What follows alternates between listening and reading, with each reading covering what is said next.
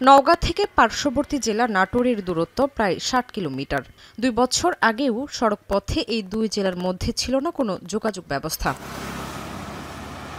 নওগাঁ আত্রাই নাটোর মহাসড়কের জন্য ২০০৫ সালে মন্ত্রণালয় থেকে ডিপিপি অনুমোদন দেওয়া হয়।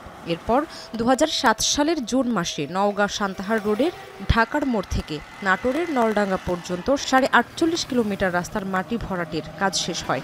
এরপর কয়েক ধাপে ২০২৩ সালে আঞ্চলিক মহাসড়কের কাজ শেষ হলে চলাচলের উপযোগী হয়। তবে আঞ্চলিক এই মহাসড়কটি হওয়ার পর এখনও চালু হয়নি কোনো বাস চলাচল। অটোরিকশা ও প্রাইভেট কার এবং ট্রেনই চলাচলের একমাত্র ভরসা। এতে সময়, শ্রম ও অর্থ খরচ হয় বেশি।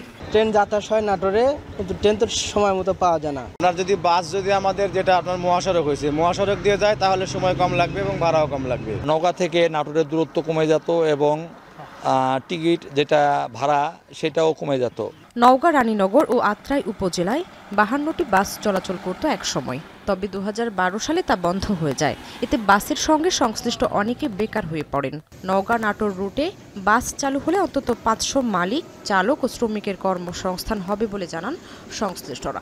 নওগাঁ নাটোর বাস চলাচল হইলে অন্ততপক্ষে ২০০ থেকে ৩০০ লোকের কর্মসংস্থান হবে। এখন বর্তমানে যে অবস্থাটা, অনেক শ্রমিক বেকার হয়ে আছে।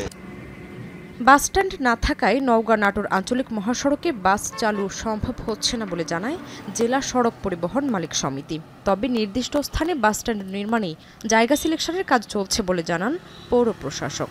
পার নওগাঁতে যদি আমাদেরকে একটা জায়গা দেওয়া হয় তাহলে সেখান থেকে আমরা নওগাঁ নাটোর আঞ্চলিক মহাসড়ক যেটা হয়েছে ঢাকা মোড় থেকে, যেটাকে বলা হয় ঢাকার মোড়, এখান থেকে আমরা সরাসরি পাননওগাঁ থেকে ঢাকার মোড় দিয়ে আমরা নওগাঁ নাটোর আঞ্চলিক মহাসড়কটা ব্যবহার করে আমরা রায়নগর আত্রাইয়ের জনগণকে আমরা এই সাপোর্টটা দিতে পারবো। কিন্তু সেখানে নতুন করে ঢাকা বাস স্ট্যান্ডের জন্য আলাদা জায়গা দেওয়ার সুযোগ নাই। আমাদের যেটা ভাবতে হবে আগে যাত্রী সুবিধা। কিন্তু আমরা তো আসলে বিভিন্ন বিষয়ে এখানে স্টেক হোল্ডাররা জড়িত, ব্যবসায়ীরা জড়িত, বাস মালিক সমিতি, মানে এখানে অনেকগুলো স্টেক হোল্ডার আছে।